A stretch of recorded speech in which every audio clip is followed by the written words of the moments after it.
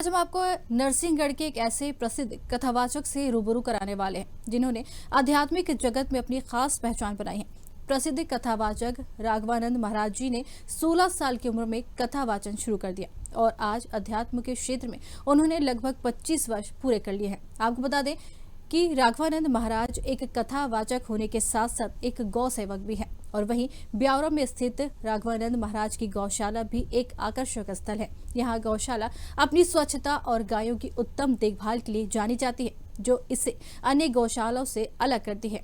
और इस विषय पर हमारे संवाददाता सिद्धार्थ ब्रजपुरिया ने राघवानंद महाराज जी से खास बातचीत की है। महाराज जी ने वर्तमान पीढ़ी को ग्रंथों, धर्म और महत्व के बारे में जानकारी दी, साथ ही जातिवाद से संबंधित सामाजिक मुद्दों पर भी प्रकाश डाला। आगे उन्होंने क्या कुछ कहा, आइए आपको सुनवाते हैं। नमस्कार। आपने ऐसे कई संत देखे होंगे जिन्होंने आध्यात्मिक के जगत में जाने के लिए कहीं ना कहीं से प्रेरणा ली। हमारे साथ ऐसे गुरुजी हमारे बीच में खड़े हुए हैं। हम उनसे ही उनका परिचय पूछेंगे और उनसे ही पूछेंगे कि उन्होंने ये शुरुआत कहाँ से की। उनकी शुरुआत में खैर गुरुजी सबसे पहले ये बताइए आपका नाम क्या है? मेरा नाम राधेश्याम दांगी है और मैं ग्राम खेजड़ा मीना, ये यहीं से पास में 1 किलोमीटर गांव है, वहाँ का मैं निवासी हूँ और मेरी जन्मभूमि भी ग्राम खेजड़ा मीना ही है। गुरुजी, नाम आपका जो बदला, तो वो नाम कैसे बदला, किसने बदला, कहाँ बदला, क्यों बदला, तो क्या कहेंगे इस विषय? इस विषय में मैं ये कहना चाहता हूँ कि जैसे मैं पढ़ता था ब्यावरा, हम्म, है ना, और ब्यावरा में एक बार जगत गुरु शंकराचार्य जी निकल के जा रहे थे, तो उनका दर्शन करने का सौभाग्य मिला मुझे। और दर्शन किया तो मन में एक जिज्ञासा जागी कि चलो थोड़ी देर ठहर जाते हैं, कोई महापुरुष आए तो थोड़ी देर उनका हम दर्शन कर ले। दर्शन करने में अंतर्भाव जागा। जब अंतर्भाव जागा तो मन में अनंत भावनाएं पैदा हुई कि अपन को भी इस मार्ग की ओर यात्रा करना चाहिए, क्योंकि गुरु जब संबल देता है किसी जीव को तो स्वाभाविक है उसका कल्याण जरूर होता है, उसका मार्ग सशक्त हो जाता है। कोई गुरु आशीर्वाद दे दे तो उसका मार्ग सशक्त हो जाता है। तो गुरु प्रेरणा और मुझे उन्होंने अंतर आत्मा से चाहा। जब अंतर आत्मा से चाहा तो मेरी आत्मा खिल उठी और मुझे उन्होंने उसी समय आध्यात्मता से जोड़ दिया, अध्यात्म से जोड़ दिया। मेरे अंदर भागवत की चेतनाएं जागी, मेरे अंदर रामायण की चेतनाएं जागी, मेरे अंदर गीता की चेतनाएं जागी। गुरुजी अभी इतने यंग लग रहे हैं आप, तो ये कब की बात है? मतलब आप देखें, आप स्क्रीन पर देख रहे होंगे गुरुजी को, अभी इतने यंग लग रहे हैं, तो कितने कितने साल पुरानी बात है ये, और कब से आपने ये मतलब ये भागवत वगैरह चालू कर दी? मुझे भागवत कथा करते आध्यात्म जगत में रहते हुए 25 वर्ष हो गए।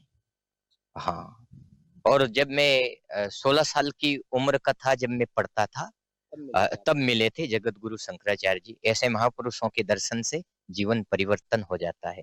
और आज भी आप देख रहे हैं कि वास्तव में ये उनकी ही कृपा से सब चमत्कार हुआ, नहीं तो जीव का कोई विसात नहीं होता है कि जो कुछ कर सके, है ना।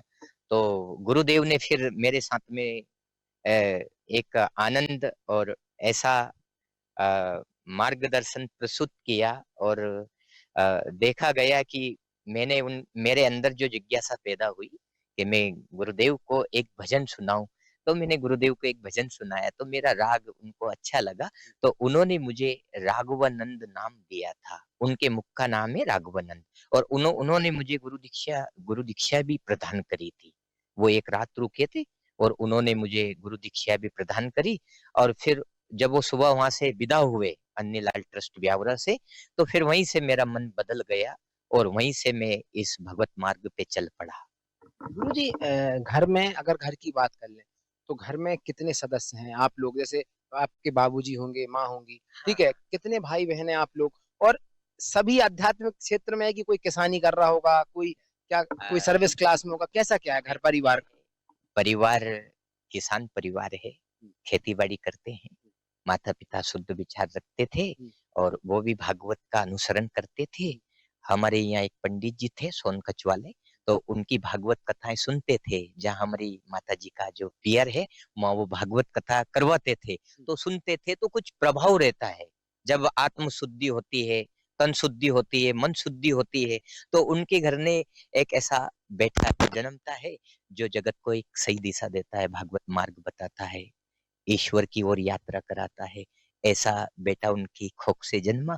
तो माता-पिता मेरे किसान थे, पिताजी नहीं रहे, अगले साल वो हाँ, ईश्वर को प्राप्त हो गए।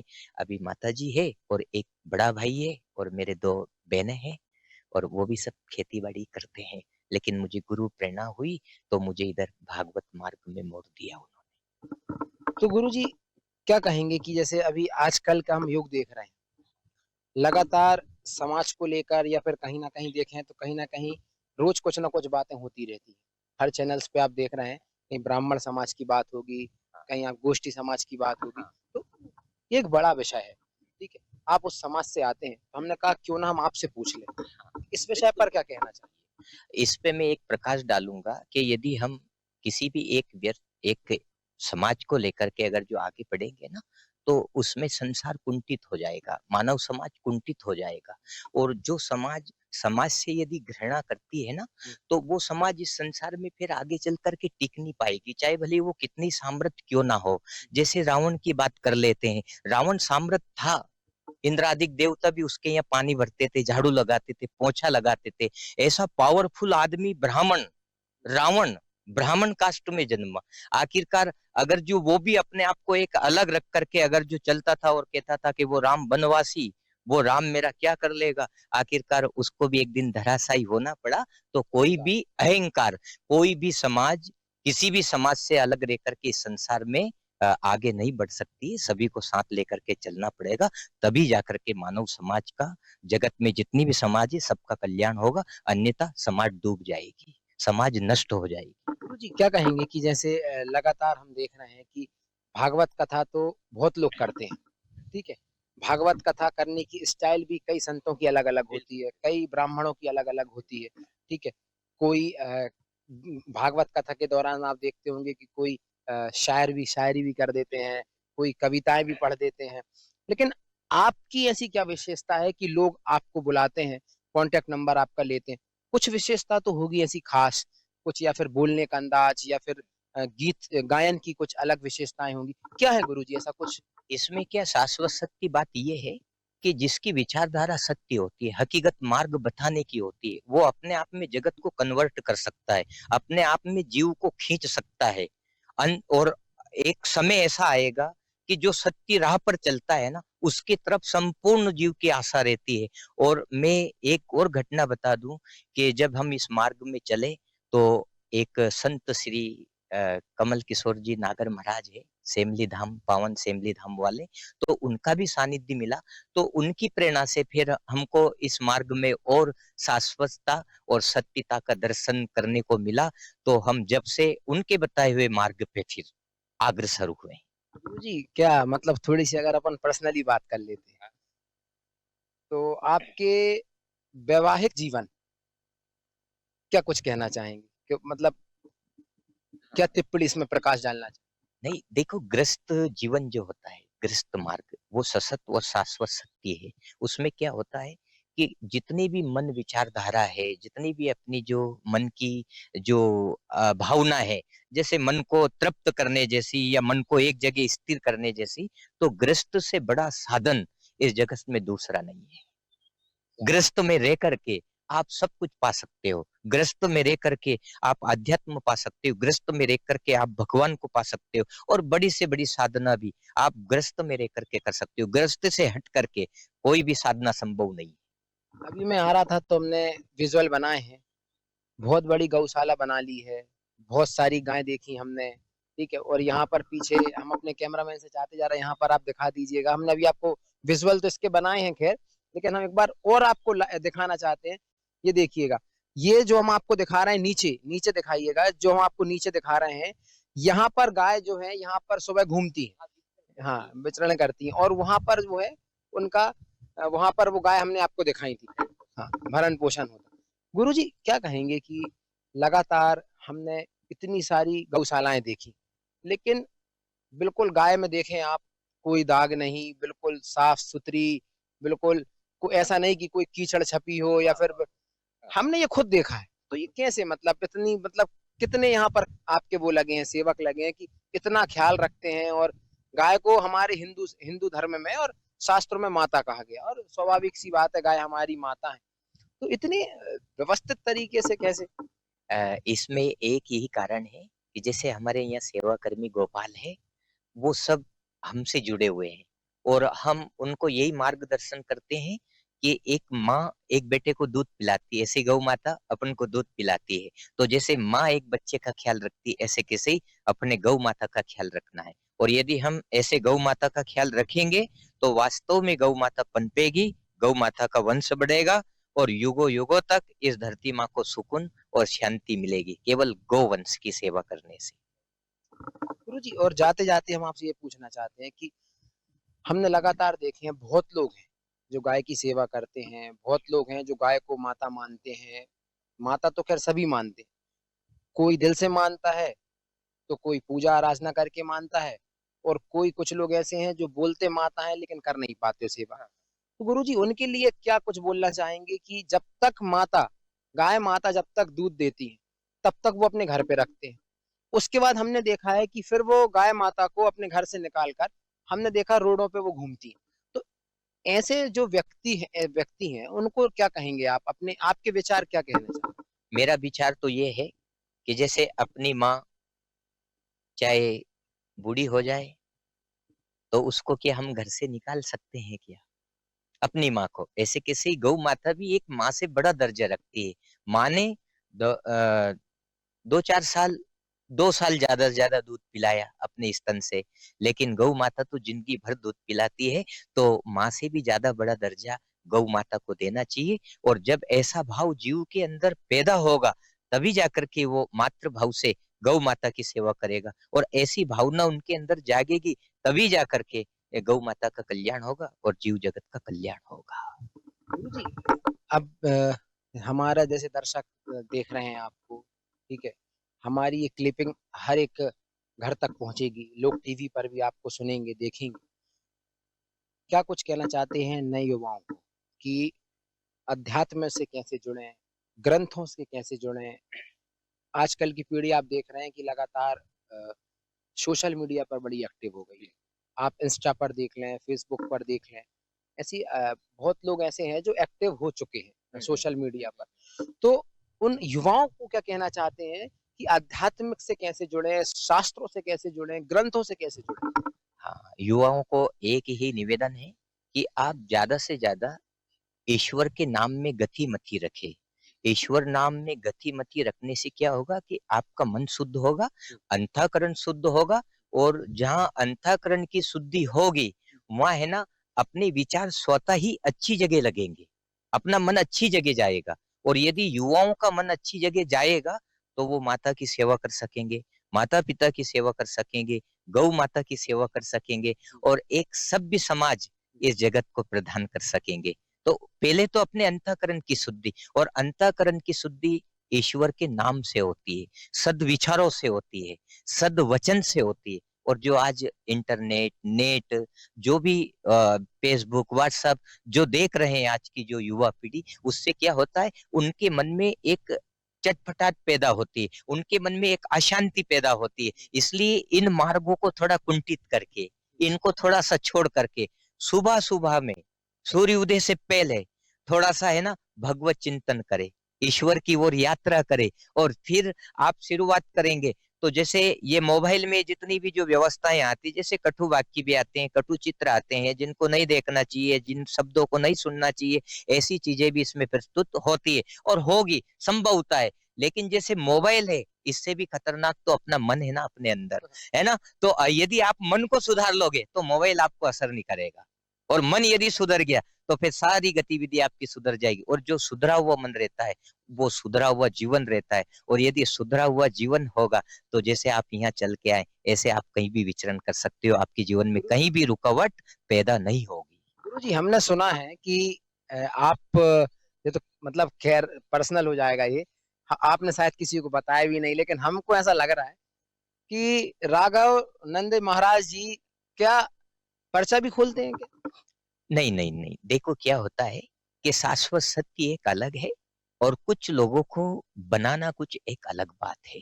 मैं तो ये कहता हूँ कि आप यदि सत्य मार्ग पे चलेंगे तो रामायण का पर्चा, भागवत का पर्चा, इतने इतने पर्चे ग्रंथों में रखे हुए हैं, इतने पर्चे हैं। आप उन पर्चों को पढ़ लीजिए तो सारे पर्चे हल हो जाएंगे आपके, आपके सारे जीवन की दुविधा खत्म हो जाएगी। बाकी पर्चा बनाना कोई शाश्वत सत्य नहीं है। पर्चा बनाना केवल केवल आदमी को, सामने वाले आदमी जो भटका हुआ आदमी है उसको समझाने जैसी व्यवस्था है कि कैसे वो महापुरुष या कैसे वो संत उनको समझा रहा है और बाद में पता चला कि ये कुछ नहीं है। तो ऐसी गतिविधियां मेरे मन से और मेरे दिमाग से बाहर हैं, लेकिन फिर भी शाश्वत सत्य है। आप रामायण का पर्चा पलटिए, भागवत का पर्चा पलटिए, गीता का पर्चा पलटिए, उनको पढ़िए, आपका जीवन वैसे ही मंगल हो जाएगा। एक एक मतलब हम ये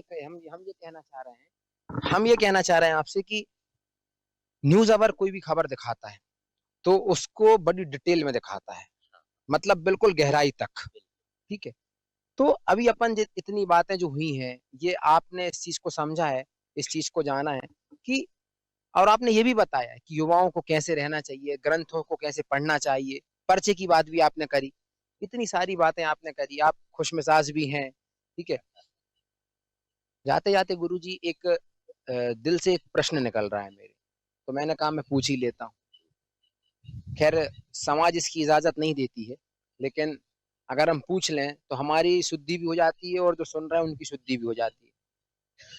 गुरुजी क्या कहेंगे कि लगातार लगातार हम अपन देख रहे हैं कि हर जगह पर लोग ग्रंथ तो पढ़ रहे हैं लेकिन भ्रष्टाचार भी कर रहे हैं, लोग ग्रंथ तो पढ़ रहे हैं लेकिन गालियां भी दे रहे हैं, लोग ग्रंथ तो पढ़ रहे हैं लेकिन समाजवाद कर रहे हैं, लोग ग्रंथ पढ़ रहे हैं लेकिन लोग ये भी कह रहे हैं कि भैया ये हमारा है, ये तुम्हारा है। लोग ग्रंथ पढ़ रहे हैं, भाई भाई का नहीं हो रहा, लोग ग्रंथ पढ़ रहे हैं, घर परिवार नहीं चल रहा।